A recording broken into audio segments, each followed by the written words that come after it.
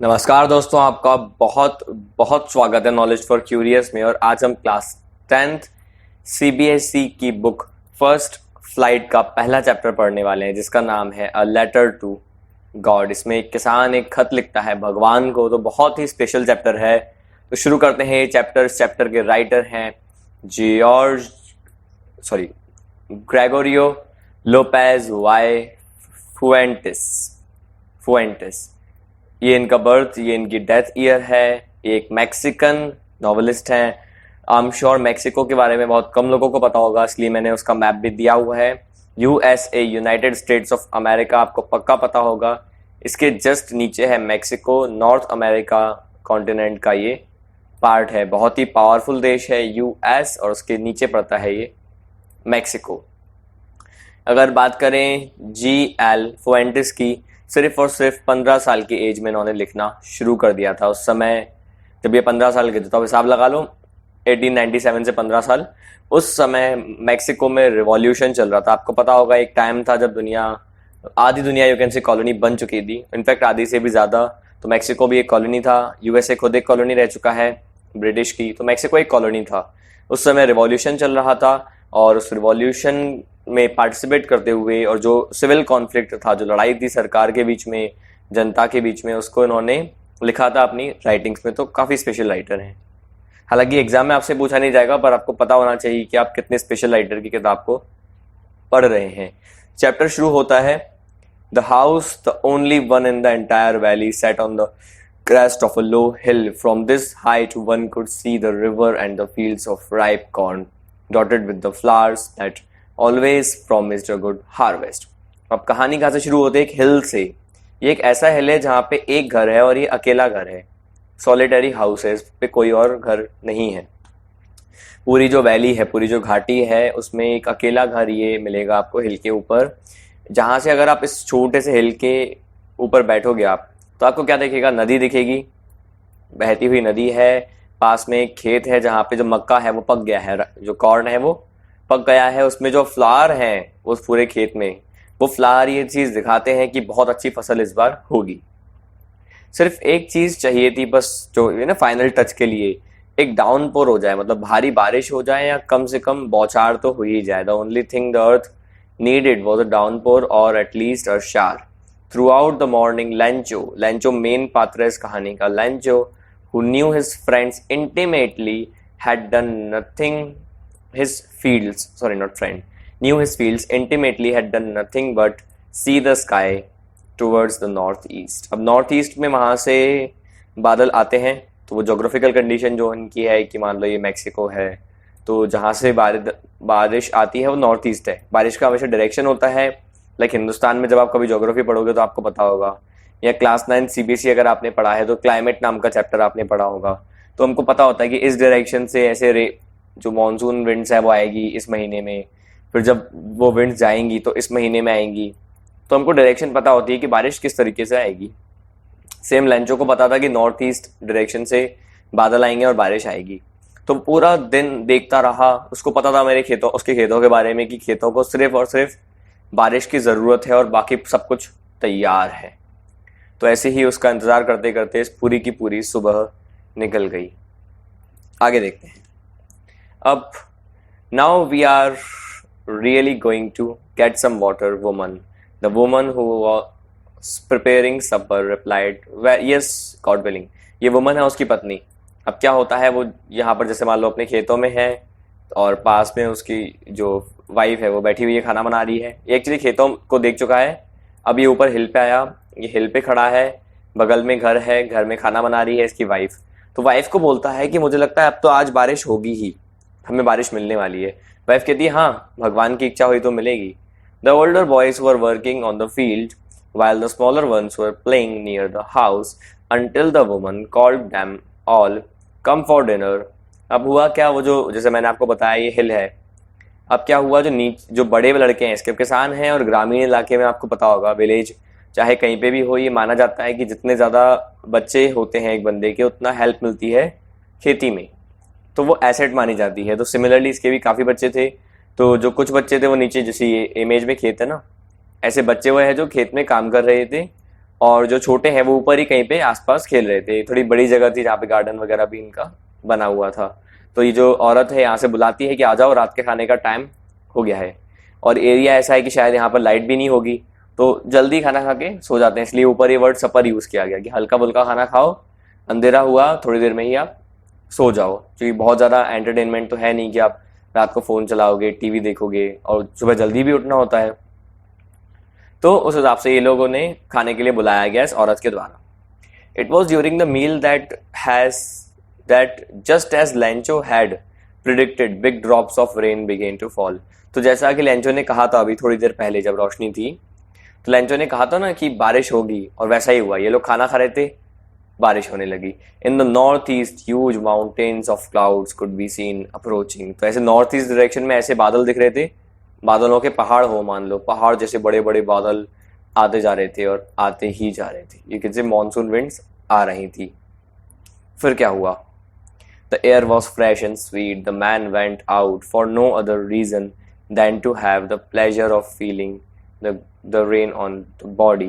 And when he returned, he exclaimed, "These are not raindrops falling from sky. They are new coins. Big drops are 10-cent pieces and little ones are 5."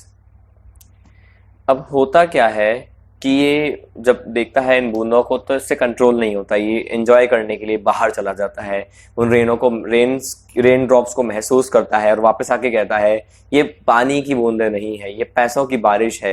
ये जो बड़ी बड़ी बूंदें हैं ना, ये 10 Saint है। अब उनकी करेंसी सेंट है, अपन की भाषा में अपन बोलेंगे रुपीज़ या पैसे, वैसे रुपीज़ चलता है अभी, कि 10 रुपए के सिक्के हैं, 5 रुपए के सिक्के हैं। तो इस तरीके से वो भी कहता है 10 सेंट और 5 सेंट है ये छोटी बड़ी बूंदें। इमोशन है उसके, आखिर साल भर की मेहनत है जो रंग लाएगी इस बारिश के बाद। अब क्या होता है? With a satisfied expression of he regarded the field of ripe corn with its flower draped in a curtain of rain. अब होता क्या है, वो एक थोड़ी सेटिस्फेक्शन की फीलिंग के साथ, खुशी के साथ वो कहता है, रिगार्ड करता है, मतलब कहता है कि ये जो पके हुए मक्के की खेत जिसमें पूरे फूल बरसे हुए हैं, ये मान लो ढकी हुई है बारिश के पर्दे से। थोड़ा सा मतलब ये फिलोसफिकल हो गया कि बारिश जो हो रही है वो पर्दे की तरह उसने पूरे खेत को ढक लिया है। क्या सुंदरता से वर्णन किया है किसान ने। लेकिन but suddenly a strong wind began to blow and along with the rain very huge hailstones began to fall. अब कहानी में ट्रेजिडी आ गई।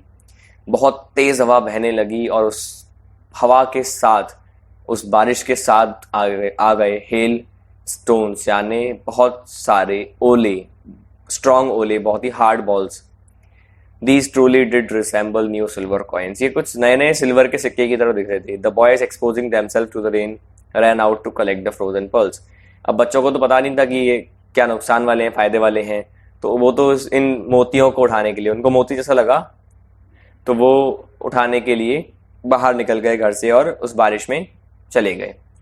It's really getting bad now exclaimed the man, I hope it passes quickly. It did not pass. If it did not pass quickly, for an hour the hail rained on the house, the garden, the hillside, the cornfield, on the whole valley. The field was white as if covered with salt. होता क्या है, वो आदमी जो Lencho है वो कहता है कि भगवान करे, मतलब प्रार्थना करता है कि मैं चाहता हूँ जल्दी से ही सब कुछ तूफान चला जाए, नहीं तो फसल को बर्बाद कर देगा। पर ऐसा नहीं होता। 1 घंटा बीत गया और ये जो हेल स्टॉर्म है ये चलता गया चलता गया चलता गया। घर, गार्डन, मक्के का खेत, पूरी की पूरी जो जहाँ तक दिख रहा था घाटी पूरी की पूरी बर्फ से कवर हो गई, और खेत तो ऐसा लग रहा था मानो किसी ने ऊपर से नमक छिड़क दिया हो, इतना सफेद। Not a leaf remained on the trees. पेड़ों पर एक भी पत्ता नहीं बचा। अगर आपने कभी ये फेस किया हो, मैंने रिसेंटली अभी 2 दिन पहले इसको फेस किया था, जब बहुत बड़ा तूफान आया था और ये बर्फ़ के बहुत मोटे मोटे ओले गिरे। उसके बाद जब मैंने सुबह देखा तो जो बहुत सारे पौधे थे गुलाब के, मनी प्लांट के, स्पेशली बड़े बड़े वाले, और कुछ पेड़ भी, तो हुआ क्या, उनके पत्ते पूरे झड़ गए थे, टूट गए थे। जो सारे के सारे फूल थे स्पेशली, वो तो ख़राब हो ही गए थे, पूरे फूल ख़राब हो गए। इनफैक्ट मेरे एक एरिया में तो 105 साल पुराना बरगद का पेड़ भी गिर गया। इतना खतरनाक होता है हेल स्टॉर्म, जब मोटे मोटे हेल स्टोन्स होते हैं और जोर से हिट करते हैं बहुत पेड़ को, पत्तों को। तो यही हुआ, पेड़ों पर पत्ते नहीं बचे। जो पूरा का पूरा कॉर्न था वो खराब हो चुका था, जो खड़ी फसल थी पूरी बर्बाद हो गई। The flowers were gone from the plants, पूरे के पूरे जो फूल उगे थे वो सब झड़ गए। Lencho's soul was filled with sadness, Lencho की आत्मा पूरी की पूरी उदासी से भर गई। When the storm had passed, he stood in the middle of the field and said to his sons, a plague of locusts would have left more than this. अब जब वो हो गया सब कुछ, खेत के बीच में जाता है अपने बच्चों के साथ और बोलता है अगर एक प्लेग ऑफ लोकस्ट भी आती। अब प्लेग ऑफ लोकस्ट क्या होता है? देखो, लोकस्ट ग्रास ऊपर जैसा एक इंसेक्ट होता है और ये लाखों की संख्या में आते हैं। अगर आपको पता हो, अभी भी इंडिया में ये करीब करीब 2-3 महीने पहले आए थे, और not only India, Pakistan, China, तीनों में अटैक हुआ था। ये बहुत किलोमीटर पार करके आए थे। ये आए थे एक एरिया से, यू कैन से, जो साउथ अफ्रीका की साइड है, थोड़ा सा यहाँ उस साइड है, सऊदी की साइड, सऊदी अरेबिया, यूएई, आपको शायद पता हो। तो इस एरिया से थोड़ा सा क्लाइमेट चेंज की वजह से ये बहुत स्पीड में आए, इंडिया में अटैक किया और लाखों की फसल हमारी बर्बाद हो गई। लेकिन ये जब हमला करते हैं उसके बाद भी कुछ तो बच ही जाता है। ऐसा नहीं है कि 100% सफाया कर देंगे खेतों का, हालांकि बहुत बड़ा हानि होती है लेकिन कुछ तो बचता है। पर यहाँ तो कुछ भी नहीं बचा। तो अपने बच्चों से कह रहा है कि अगर लोकस्ट का हमला होता ना हम पे तो भी हम झेल लेते एक बार, पर यार इस तूफान ने तो कुछ छोड़ा ही नहीं। The hail had left nothing, कुछ नहीं छोड़ा इस तूफान ने। This year we will have no corn, इस साल हमारे पास कोई मक्का नहीं है। That night was a sorrowful one, ये जो रात थी बहुत उदासी भरी थी, बहुत भारी थी, आप कह सकते हो ये रात। All our work for nothing, there is no one who can help us. That night, उस रात की बात कर रहा, सॉरी, वो रात बहुत भारी थी। उससे जस्ट जिस सुबह की हम बात कर रहे हैं उससे पिछली की बात हो रही है, तो पिछली रात। अब वो कहता है यार कोई नहीं है जो हमारी मदद कर सकता है। We will all go hungry this year, तो क्या इस साल हम भूखे रहेंगे? इस साल हमारे पास पैसे नहीं होंगे? फिर but in the hearts of all who lived in that solitary house in the middle of the valley there was a single hope, help from God. अब उस घर में रहने वाले सभी सदस्यों के दिल में, जो उस पूरी वादी पर, उस हिल पर एक घर था, अकेले रहते थे, वादी में कोई नहीं था, पूरा का पूरा फील्ड ये संभालते थे, पास में गार्डन, घर, जो भी हिल है सब कुछ ये संभालते थे। उस पर सिर्फ एक उम्मीद थी बाहर से, वो थी उस ऊपर वाले की उम्मीद। Don't be so upset even though this seems like a total loss, remember no one dies of hunger, that's what they say, no one dies of hunger. अब वो सोच रहे होते हैं कि भगवान, वो कहते हैं ना कि भगवान भूखा उठाता जरूर है, बस सुलाता नहीं है, कोई भूख से नहीं मरता, भगवान बैठा है, सबका ध्यान रखेगा। तो यही चीज़ है, वो लोग सोचते हैं कि हाँ है भगवान, हमें नहीं भूखा नहीं मरने देगा यार, कैसे भगवान इतने लोगों पे दया नहीं करेगा। All through the night लैंचो thought only of this one hope, लैंचो को बस पूरे दिमाग में रात भर यही चल रहा था कि भगवान मेरी मदद करेगा, भगवान मेरी मदद करेगा। Help of God whose eyes as he had been instructed sees everything even what in is deep in one's conscience. अब बचपन से हमें सिखाया जाता है, लैंचो को भी सिखाया गया था कि भगवान की आंखें हर जगह है, भगवान तो सर्वज्ञानी है, उनको हमारे मन की बात भी पता है। तो ऑफकोर्स उनको पता होगा कि इस वादी पर मैं फंसा हुआ हूँ, मेरी खेती बर्बाद हो गई, मैं भूखा मर सकता हूँ परिवार के साथ, भगवान मेरी मदद करेंगे। Lencho was an ox for of a man working like an animal in the fields but still he knew how to write. Lencho की बात करें तो पहले ये मजदूर की तरह काम कर चुका है और बहुत सालों तक, लेकिन अभी भी इसको लिखना पढ़ना आता है। एक ऐसा किसान है जिसको लिखना पढ़ना आता है। The following Sunday at daybreak, अब जैसे ही सुबह हुई आने वाले संडे को, तो he began to write a letter which he himself would carry to town and place in the mail. अब ये तो वादी हो गई, वादी के पास आपको कोई शहर तो होगा ही। अब संडे हुआ, संडे की सुबह को उसने क्या किया, एक लेटर लिखने का तय किया और वो खुद पहुंच गया। उसने डिसाइड किया मैं खुद जाऊंगा टाउन और लेटर को मेल करूंगा। It was nothing then a letter to God. ये लेटर किसको था? सरकार को नहीं, ये लेटर था भगवान को। अब होता क्या है, God he wrote if you don't help me my family and I will go hungry this year. उसने भगवान को पत्र लिखा ऐसा और उसमें लिखा, भगवान अगर आपने मेरी मदद नहीं की, मैं और मेरा परिवार इस साल भूखे रहेंगे। I need 100 pesos in order to sow my field again and to live until the crop comes. मुझे 100 pesos चाहिए, पेसोस मतलब करेंसी है मैक्सिको की उस टाइम की। तो मुझे 100 pesos आप दे दो जिससे मैं जो खेती है उसको दोबारा से बो पाऊँ, मतलब खेती दोबारा कर पाऊँ, और तब तक खेती नहीं होती तब तक मैं जिंदा रह पाऊँ। बिकॉज द हेल स्टॉर्म, पूरी कहानी बता दी कि हेल स्टॉर्म आया, तबाह हो गई मेरी खेती।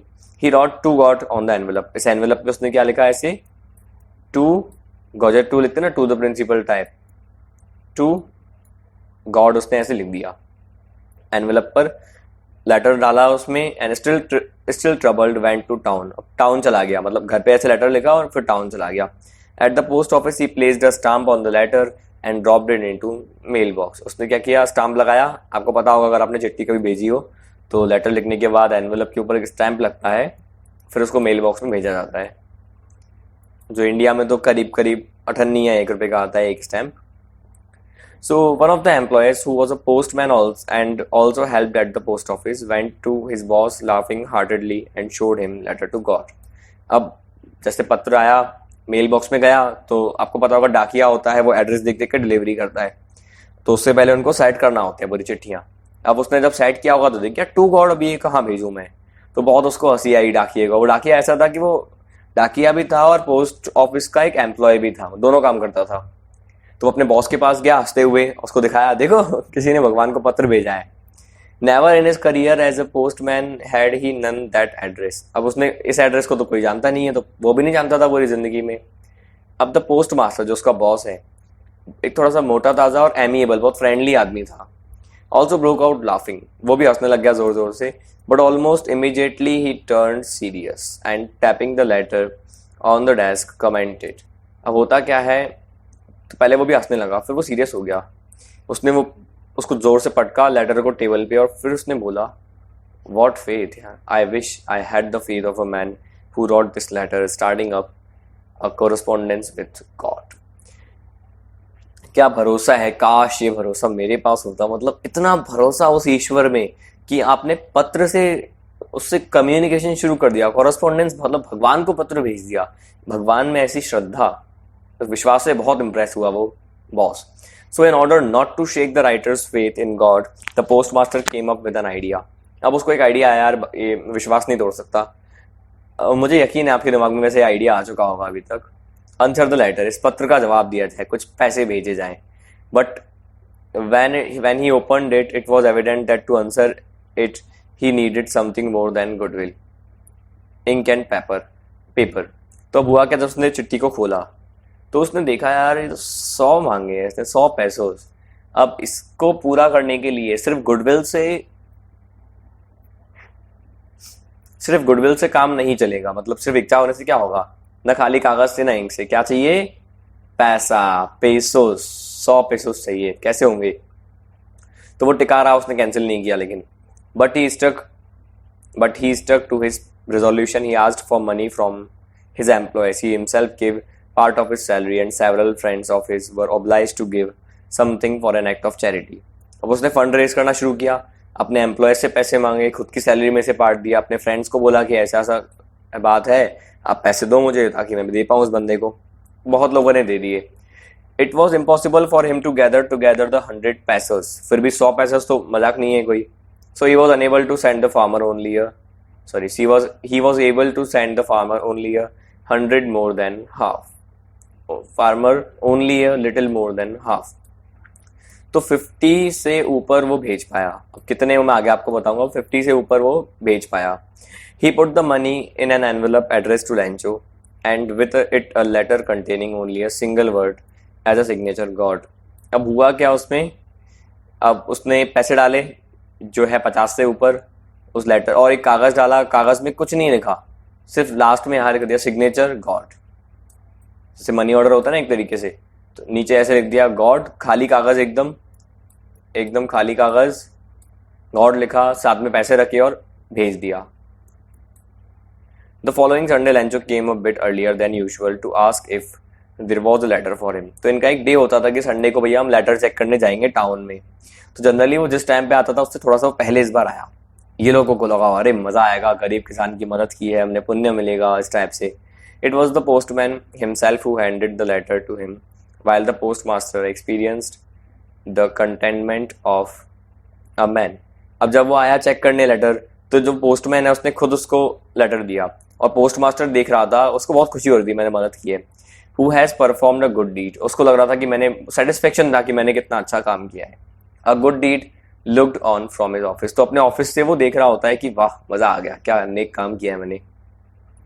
लैंचो showed not the slightest surprise on seeing the money. अब आप उसका विश्वास देखिए कि उसको हैरानी, जरा सी भी उसको हैरानी नहीं हुई लेटर को, उसको पूरा यकीन था कि लेटर का रिप्लाई आएगा ही। Such was his confidence but he became angry when he counted the money. पैसे गिन के वो गुस्से में आ गया, क्योंकि ये पैसे पूरे 100 नहीं थे, ये पैसे पूरे 100 नहीं थे, बल्कि ये थे 70 पैसे, यानी 70% मनी। अब God could not have had made a mistake, no nor could he have denied Lencho what he had requested.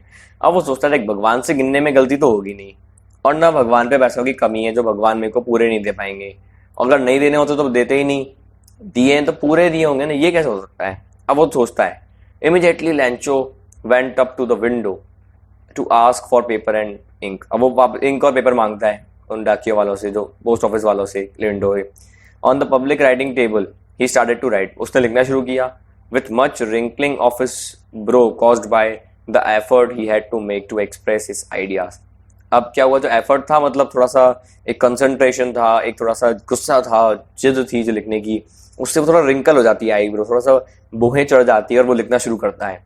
When he finished, he went to the window to buy a stamp, which he licked and then affixed the envelope with a blow of his fist. अब क्या करता है, वो जाता है एक stamp खरीदता है, एनवेलप पे लगाता है, और लगाता कैसे, उसको थोड़ा सा थूक लगा के, जीभ लगा के उसको चिपका देता है, जोर से मुक्का मार के भेजता है। The moment the letter fell into mailbox, the postmaster went to open it. हुआ क्या, मेल बॉक्स में गया, पोस्टमास्टर के करीब था वो मेल बॉक्स, पोस्टमास्टर ने उठाया कि देखूं तो आखिर क्या है। पता है उसमें क्या लिखा था, देखो, लेटर गया, उस पर लिखा हुआ था,